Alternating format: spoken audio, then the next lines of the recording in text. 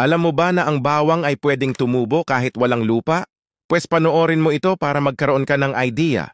Simple lang naman ang kailangan. Plastic container na walang laman, butasan lang sa gilid ng 4 na bilog yung sakto na hindi mahuhulog ang bawang kapag ipapatong mo dito.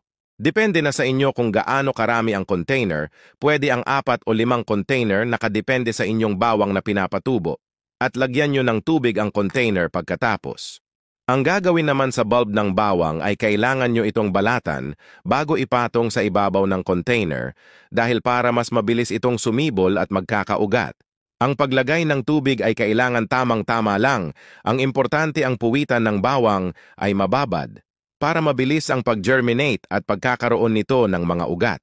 At ayan na mga idol, kapag lumipas na ang ilang araw, may mga talbos na ito.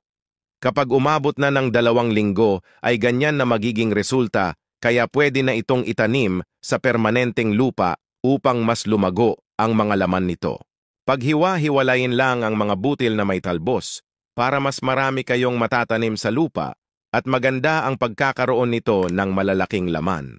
Simple lang ang pagtatanim ng bawang sa lupa, dapat magkakasunod at bigyan ng konting distansya na 3 to 4 inches ang pagitan.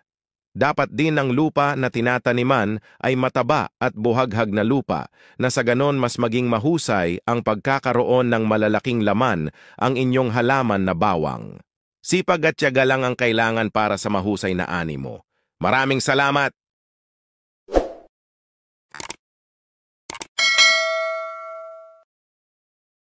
Please subscribe. Thank you for watching.